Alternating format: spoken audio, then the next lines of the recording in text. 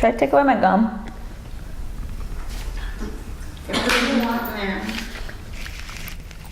Yeah, it's gonna bother me.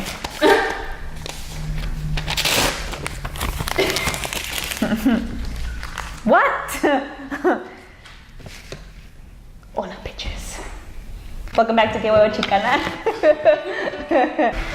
Alright, I hope you like that stupid intro. It has to do a lot with what we're gonna talk about today. So, drum roll please.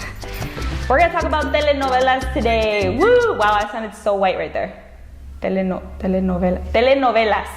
Usually, we don't say telenovelas. Here in Latin households, we only refer to them as novelas. We take away the tele because that's too many letters, too long of a word. We're just for a show. Or we call it by its name, but usually we just say, I'm gonna watch my novela. Quiero mirar mi novela. Déjame mirar mi novela.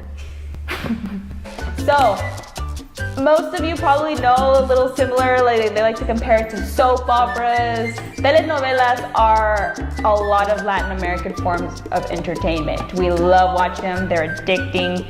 And we're gonna talk a little bit about, the kind of culture around them and actually about them. And I'm gonna give you a few suggestions as to what novelas you can actually start off with depending on your age group. Because yes, they are split up sometimes as age groups, but So telenovelas are limited run serial dramas released in Latin America. But as years went by, they became a little bit more famous in Europe, in Asia, etc., etc. Kind of like, let's say, Korean dramas here in the US. So telenovelas aren't really like soap operas. A lot of people like to say that telenovelas are the Spanish version of soap operas. In reality, soap operas kind of last forever. Kind of like Grey's Anatomy. Yeah, I consider that a soap opera. Sorry. Still haven't seen it. Is it even good? I don't know. I never watched it either. Oh, you didn't sound like you watched it. No, but my roommate watched it in college. Isn't the main guy gray? No, that's the doctor. She's a girl. Oh, that was a guy. No, the doctor. That was that guy, Patrick Dempsey. No, he died. I know. And I didn't care, but... No. Grey's Anatomy is about Dr. Grey. She's the girl. The one that married that... Oh, that sucks. Yeah, really sucks. Anyway, so they're not really like soap operas because soap operas kind of last longer than telenovelas. Telenovelas usually tend to not last more than a year, but there are exceptions. My baby. Episodes tend to last 30 to 40 minutes, and a lot of the episodes come out Monday through Friday and not the weekend. I don't know why. Kind of usually sounds more convenient on the weekends, but we can't win. That's pretty impressive though. It's true. 5, you don't get one lively episode a week, you get 5. Yeah, every single day you run to your television on point. It's like a routine. Mexico is actually the pioneer for bringing messages of family planning into novelas. So family planning is really one of a major theme in novelas up to this day. Let's get into the fun part though.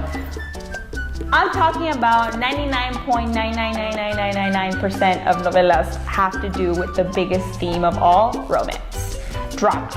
They always have to deal with either a poor boy and a rich girl or a rich girl and a poor boy. They each fall in love with each other, possible love, blah, blah, blah, blah.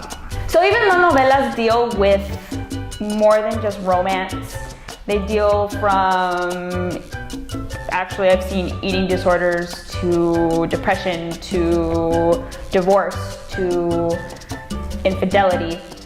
The main thing that a lot of people kind of gravitate towards, or what makes it so addicting, is the romance plot, or the plot between the two main characters, or the plot between, I don't know, usually I'm weird, I tend to get attached to like a side character romance, because there's just not one romance, sometimes there's like a dozen, so you're just like, which one's the fun? Where? So believe it or not, novelas can be split up into 3 age groups: kids, teenagers, and adults. It usually varies in time period too. It doesn't always stick to one time period. It's not always based on the present. We're gonna start with kid novelas. Kid novelas can go from Alegres y Rebujos, Cómplices al Rescate. Those are the 2 main ones that I watched when I was little. They usually deal with life lessons because, you know, they're gonna be aired to kids. They deal with telling the truth, they deal with stealing, they deal with imagination, they deal with actually, you know, corny as it sounds, believing in your dreams or believing in the magic of your dreams. Also, Mexican culture in general is just a romantic culture sometimes. So believe it or not, even kids novelas dealt with romance. It dealt with your first crush, you can say. Let's move on to teenagers. Woo! So teen novelas usually tended to center around kids that were in high school problems, school problems actually, like what it was like to be in high school socially, how awkward it was in that stage. And then you can't forget the romance, and mostly the main plot about that was in teen novelas. We dealt with first loves. We dealt with teenagers understanding what it was like to fall in love for the first time. And that is something that was super addicting when I watched it. Teen novelas could be centered around things like Al Diablo con los Guapos. It could be dealt with Clase 406. It could be dealt with the one and only Rebelde. Rebelde is probably the biggest example of what a teen novela looked like during my high school days. Or actually, I was in 6th grade when it premiered, so I was kind of in middle school. It was a little early. And finally, adult novelas. Adult novelas are the ones that have a vast majority of plots. Those are the ones that are a lot more serious and deal with more serious ideas and themes. Obviously, you can't forget the romance, because if a novela doesn't have romance, it's not really considered a novela to us. It's more like a documentary or something. It deals with social issues. It deals with death. It deals with murder. It deals with infidelity. And it deals with a lot of plots. If you come into a household and you get addicted to one episode of a novela that's been out for half a year and it's almost done, and you ask the person that has been watching it from the beginning, so, what is this novela about? Don't ever ask somebody that. That's just it's a rabbit hole that you're gonna go down with, because you can't just explain one single plot. There's hundreds and hundreds and hundreds of plots, and they're all intertwined and connected, and it's like a big tangled web that something crosses in there. There's no way that you can explain it simply, seriously, because you will miss a lot of major points and people are still gonna be confused. I suggest you watch it from the beginning to the end. Also, dealing with the romance, adult novelas tend to slide more towards intimate relationships. Sometimes you'll see it in a teen because they wanna kind of start introducing people to what intimacy is, but for sure, you will see intimate relationships in adult novelas. So now that you know a lot about novelas, where can you find them? Well, first of all, the major channels of every novela ever, at least a good one, is going to be channel 34 and channel 22? Yeah. And channel 22. The two major broadcast channels that show novelas, or at least novelas that I think are really, really good, are Univision and Telemundo. Also, let's talk about really quick, a lot of novelas that are in Univision are actually remakes. So for example, there was a teenage novela not too long ago, back in 2010 I believe, that was called Atrévete a Soñar. That was actually taken or remade, Mexican version, from an Argentinian novela called Patito Feo, which dealt with a girl that wasn't considered attractive on the outside, but was actually really beautiful on the inside. Patito Feo means ugly duckling. And I hate to say it, I'm sorry to all my RBD fans, Rebelde is a remake too. Sorry. From an Argentinian novela called Rebelde Way. Really big difference, right? Woo! They changed a lot of the main characters' names, but the plots are almost exactly the same, and it is considered a remake.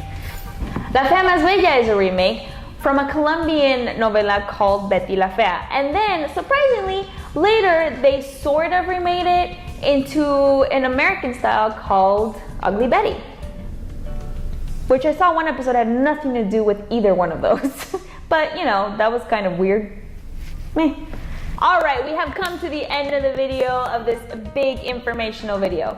I'm going to tell you a few suggestions that I might have. My very first and number one suggestion, and will always be number one because I don't care how old I am, I will always go back to listening to their songs, seeing episodes and moments from my favorite couples.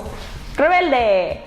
Rebelde came out in 2005 or 6. Lasted about a year and a half, maybe 2 years, and later turned into an actual group that toured for a couple of years, and then they split up, unfortunately, back in, I believe, 2010.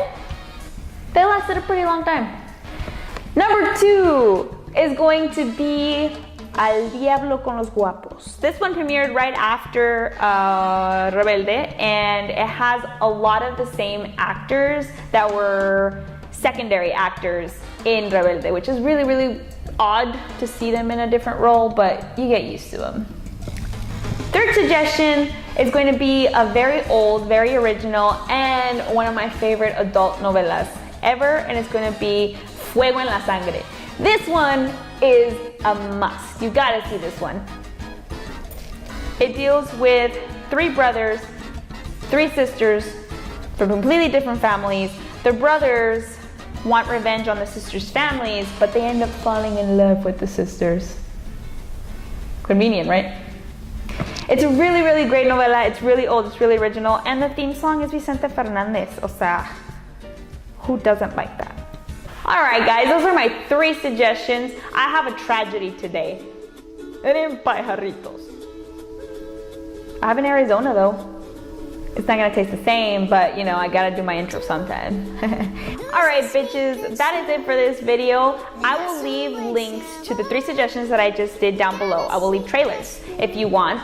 And if you want to watch them, I can't really say on camera, but DM me if you wanna know. Shut up. No one needs to know that. Like always, be sure to like, comment, and subscribe to my channel. And follow me on social media now that we have these little cool logos that say my names on them, like Twitter, Instagram, and Snapchat. Yay! And today's Arizona flavor is half iced tea, half mango. Oh, well, you know, it's mango. You got some chamoy? No? Okay, just try to make it more Mexican.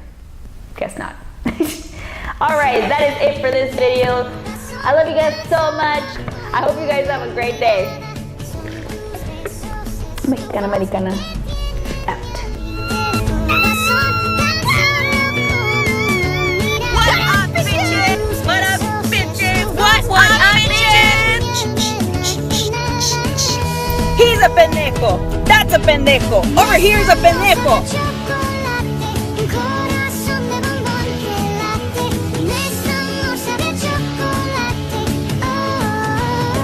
Dude, there's a fucking clown over there with a fucking knife. Ay, no mames, I'm out of here. Because I'm a pendeja. Yes, I am. So Mexicana Americana out. be like stairs in Spanish. Cries in Spanish. Cries in Spanish. Oh my god. What do you want to think? Like, hola bitches.